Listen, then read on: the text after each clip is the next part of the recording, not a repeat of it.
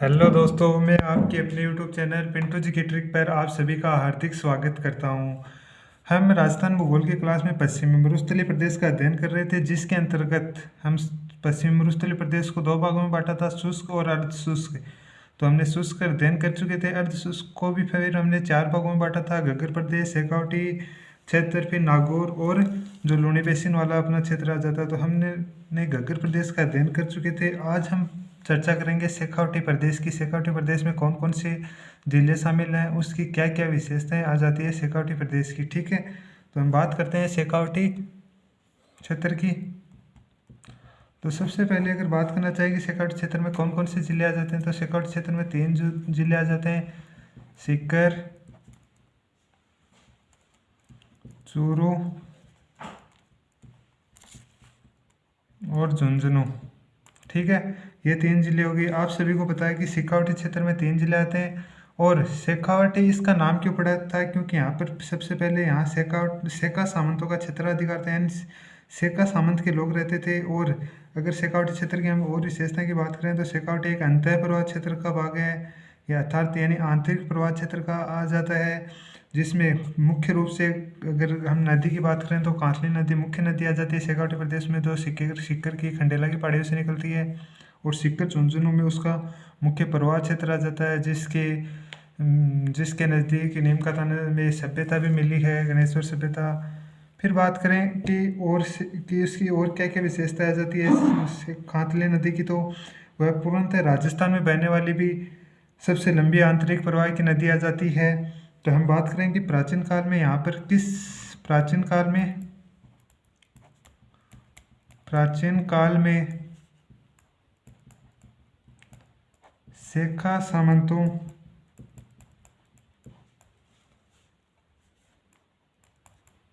का क्षेत्राधिकार था, जिस कारण इस प्रदेश का नाम शेखावटी पड़ा। फिर और बात करें कि ये राजस्थान की शेखावटी प्रदेश है या राजस्थान के अंतः प्रवाह क्षेत्र का भाग है। ठीक है, अंतः प्रवाह की बात करें तो आंतरिक प्रवाह हो गया, आंतरिक प्रवाह तंत्र का भाग हो गया। ठीक है, फिर बात करें कि इस प्रदेश की मुख्य नदी की, तो मुख्य नदी अगर आ जाए बात तो कांतली नदी आ गई। कांतली नदी मुख्य नदी होगी, जो कि राजस्थान की पूर्णतः राजस्थान में बहने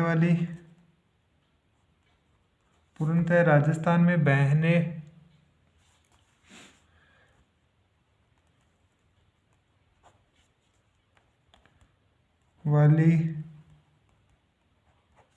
सबसे लंबी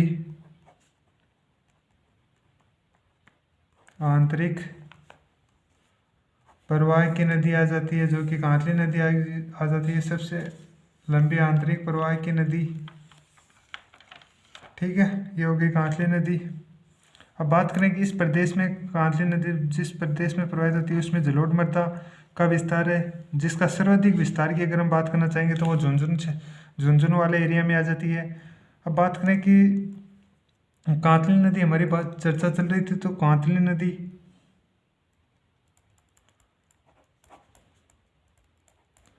प्रवाह क्षेत्र की अगर बात करें तो सीकर झुंझुनू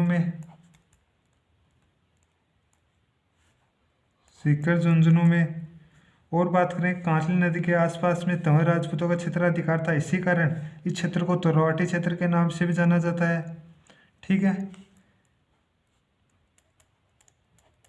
तंवर राजपूतों का क्षेत्राधिकार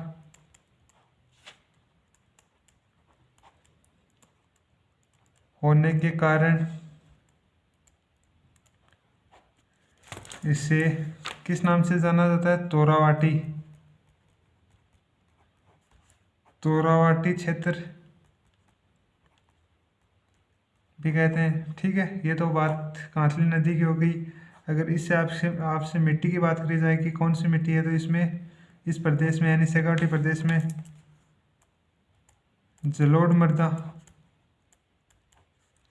या फिर बांगर मृदा भी मिल सकता है आपको, बांगर मिट्टी का विस्तार आ जाता है। ठीक है, फिर हमारे को सामने देखने को आता है जो हमारे जल संरक्षण की विधि आ जाती है, जैसे जोड़, नाड़ा, सरे, ये क्या है इसकी बात करते हैं। तो सबसे पहले बात करेंगे जोहड़। जो जोहड़ की बात करें तो शेखावटी प्रदेश में जो कांसली नदी के आसपास का क्षेत्र है उसमें कच्चे कुएं हैं, जो वर्षा जल इकट्ठा करने के लिए जो कच्चे कुएं खोदे गए हैं उसको जोड़ कहते हैं, और अगर पक्के कुएं आ जाते हैं तो उसे नाड़ा कहते हैं। तो फिर बात करें कि शेखावटी क्षेत्र में जो कांसली नदी का प्रवाहित क्षेत्र है, शेखावटी क्षेत्र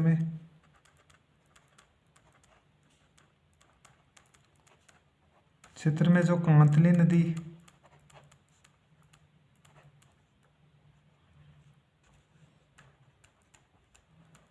के प्रवाह क्षेत्र में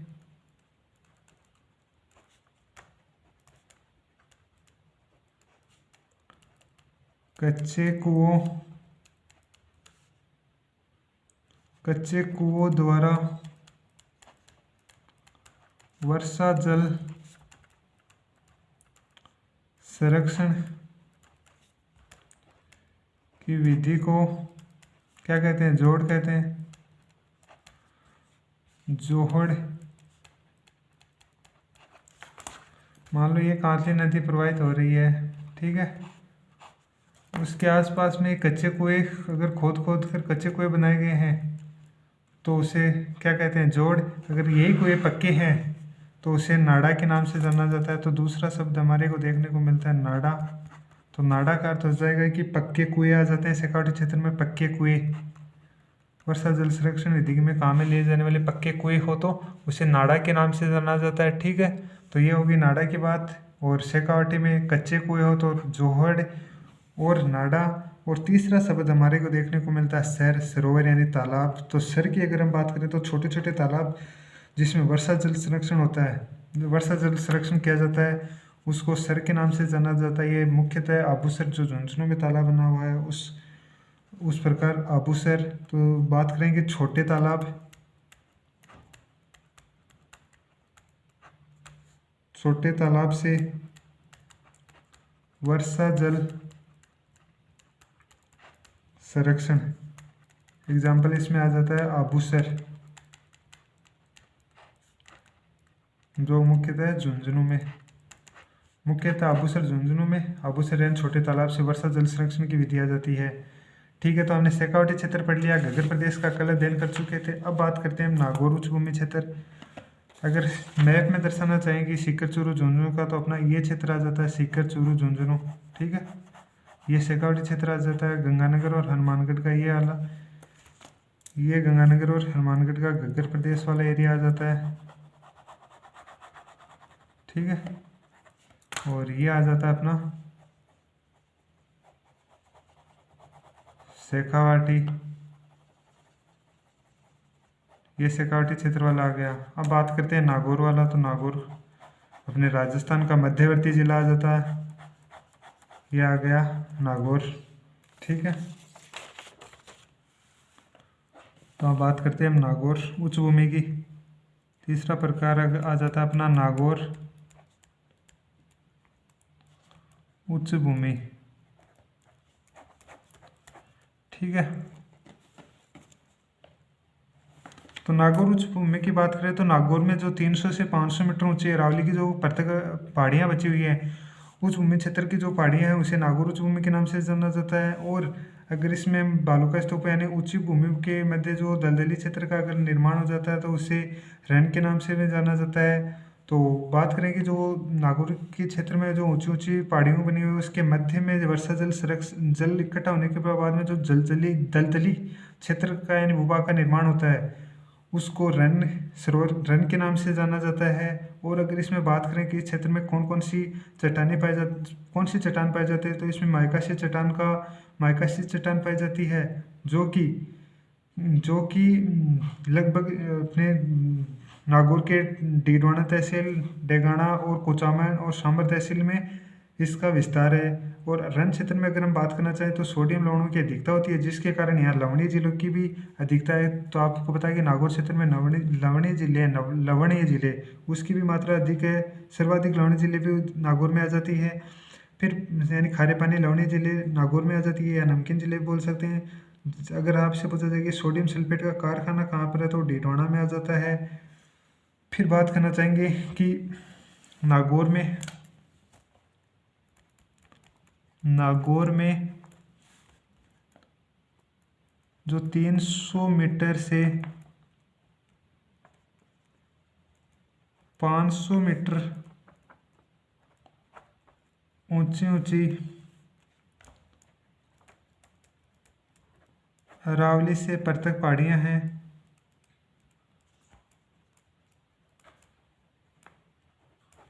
ठीक है, वो नागौर उच्च भूमि के अंतर्गत आ जाती है। फिर अगर आपसे पूछा जाए रन की अगर हम बात करें तो उच्च भूमि क्षेत्र के मध्य के जो दलदली क्षेत्र, मान लो ये अपना समतल हो गया और ये ऊंची ऊंची क्या हो गई, पहाड़ियाँ हो गई। तो अगर बात करें तो ये दलदली क्षेत्र,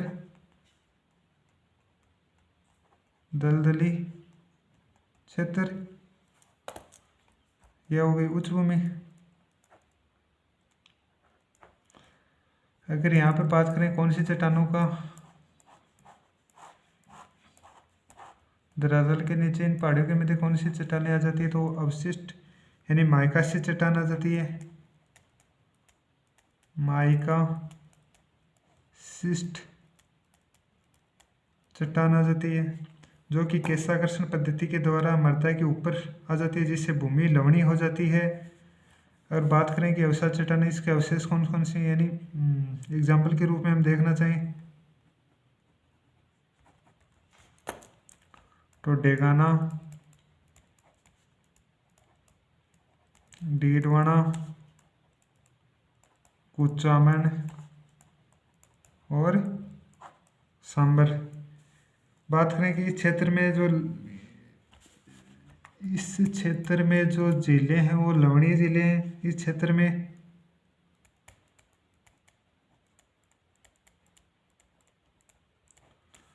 सोडियम लवणों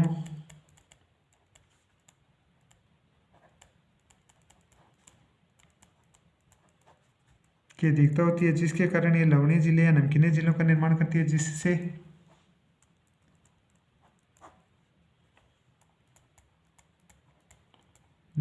इसे लवणीय या फिर लवणीय या नमकीन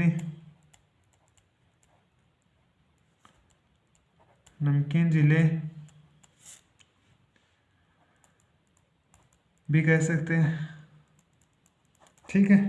अब बात करें कि सोडियम, अगर आपसे पूछा जाए कि सोडियम सल्फेट का कारखाना कहाँ पर है, तो वो डीडवाना में आ जाता है। सोडियम सल्फेट का कारखाना तो वो आ जाता है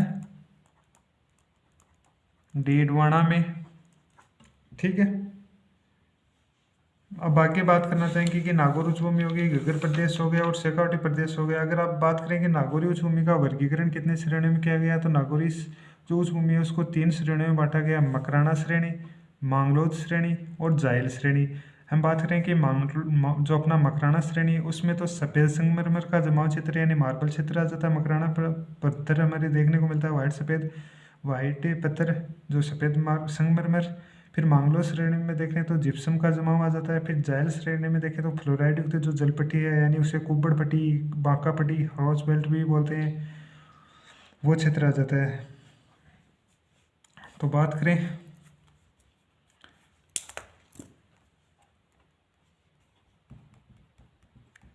नागौर उच्च भूमि का वर्गीकरण की, तो वर्गीकरण की बात करें तो सबसे पहले आ जाती है मकराना श्रेणी।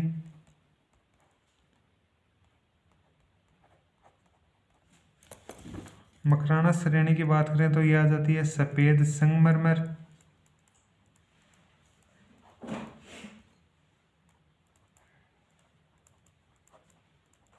संगमरमर का जमाव क्षेत्र आ जाता है जो कि मार्बल हो गया।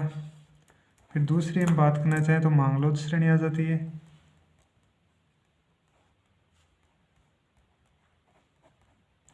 मांगलोद श्रेणी में देखें तो किसका जमाव आ जाता है, जिप्सम का। जिप्सम का जमाव क्षेत्र आ जाता है।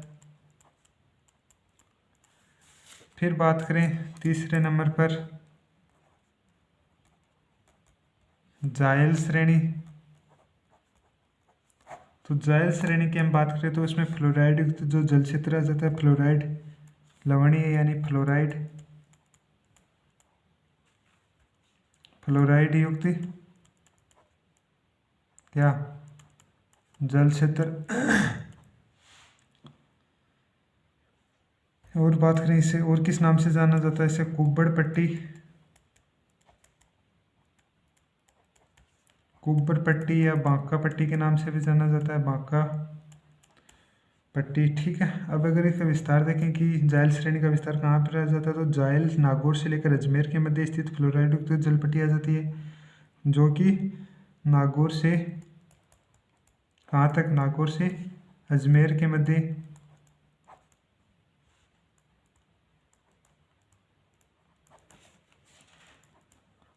स्थित फ्लोराइड युक्त जल पट्टी आ जाती है। ठीक है, अब चौथा प्रदेश अपना बच जाता है गोडवाड़ प्रदेश,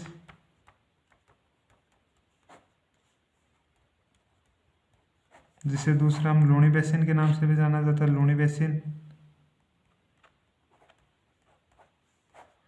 इसकी अगर हम बात करना चाहिए तो प्राचीन काल में यहाँ पर गौड़ राजपूतों का अधिकार था, जिस कारण इसका नाम गोडवाड़ प्रदेश पड़ा। इसमें अगर हम बात करें मुख्य रूप से बोली की, तो गोडवाड़ी बोली बोली जाती है, जिस प्रकार जैसे लगभग पाली जालौर वाले एरिया में इसमें गोडवाड़ी बोली जाती है।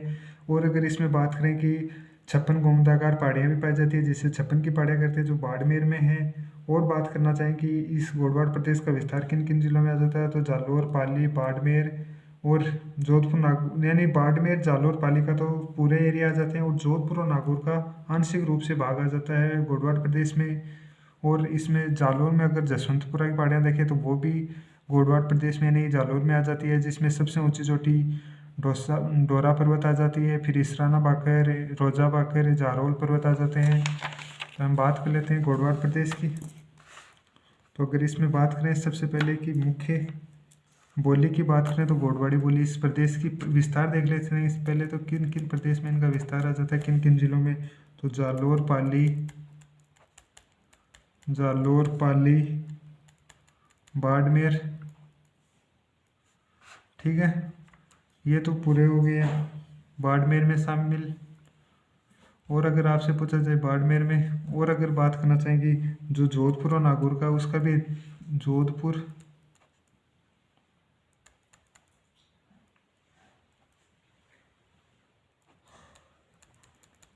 नागौर का आंशिक भाग आ जाता है इसमें, आंशिक भाग। ठीक है, ये तो संपूर्ण हो गया, और जोधपुर नागौर का आंशिक भाग आ जाता है। फिर आपसे पूछा जाए कि छप्पन की पहाड़ियाँ कहाँ पर है, छप्पन की पहाड़ियाँ, यहाँ पर एक बात याद रखना कि छप्पन बेसिन पूछा जाए तो वो डूंगर बांसवाड़ा प्रतापगढ़ में आ जाता है, जो माई नदी वाला एरिया। और अगर छप्पन की पहाड़ियाँ आ जाती है तो वो अपना ये वाला एरिया आ जाता है गोडवाड़ प्रदेश में, जो कि बालोतरा, बाड़मेर से सिवाना, बालोतरा,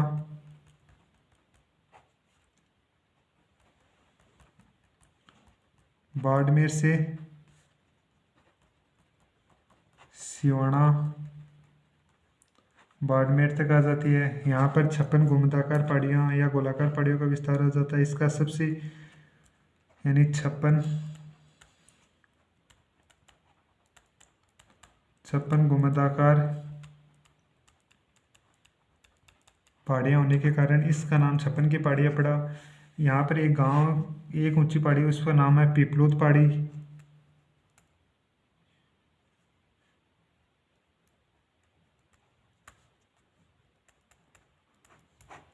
इसका नाम पता, पिपरुद गांव है जिसका नाम, इसको पश्चिमी राजस्थान का माउंट आबू भी कहते हैं, क्योंकि यहाँ पर पश्चिमी राजस्थान में सर्वाधिक बारिश इसी गांव में होती है, यानी पश्चिमी राजस्थान का माउंट आबू, क्योंकि सर्वाधिक बारिश होने के कारण, सर्वाधिक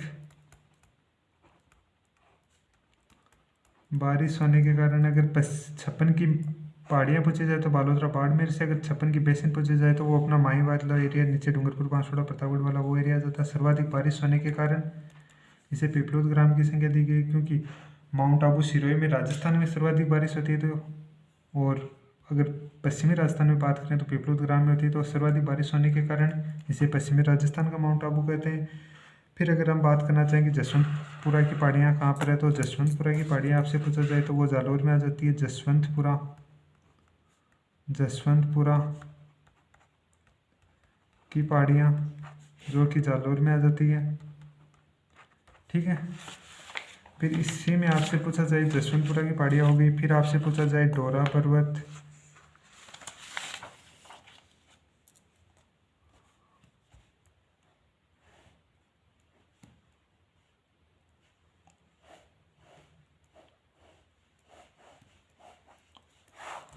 ये पहाड़ियाँ होगी। आपसे पूछा जाए डोरा पर्वत, इसकी ऊंचाई कितनी आ जाती है।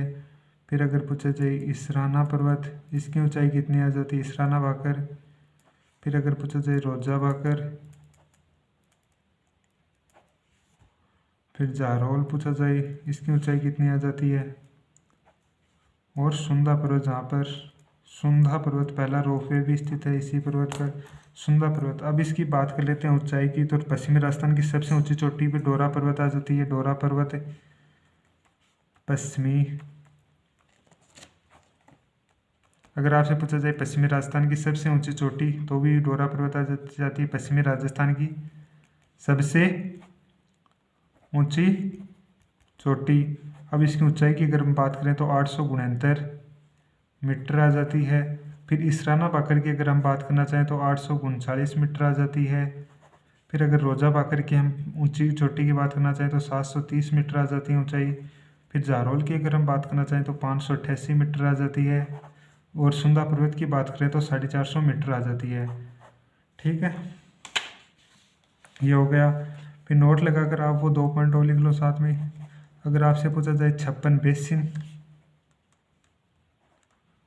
बेसिन, तो वो आ जाता है माही नदी का एरिया। जब हमने दक्षिणी अरावली पढ़ी थी उस टाइम माही नदी, तो वो आ जाती है बांसवाड़ा और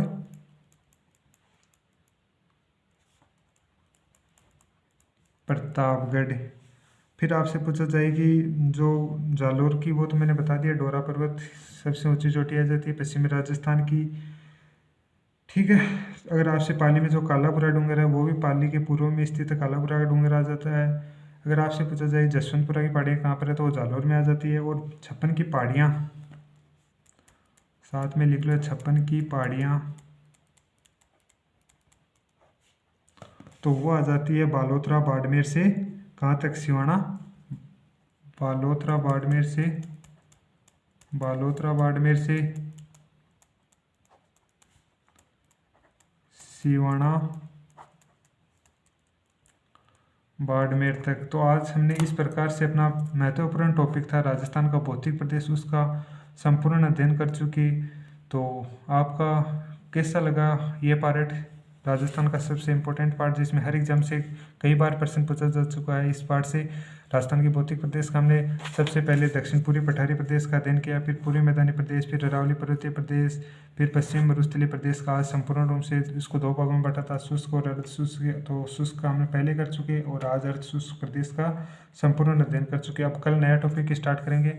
तो आपको कैसा लगा वीडियो कमेंट करके ज़रूर बताइए, और अगर आपने अभी तक चैनल को सब्सक्राइब नहीं किया तो सब्सक्राइब करें और वीडियो को लाइक करें। तो आज का सेशन देखने के लिए आप सभी का बहुत बहुत धन्यवाद।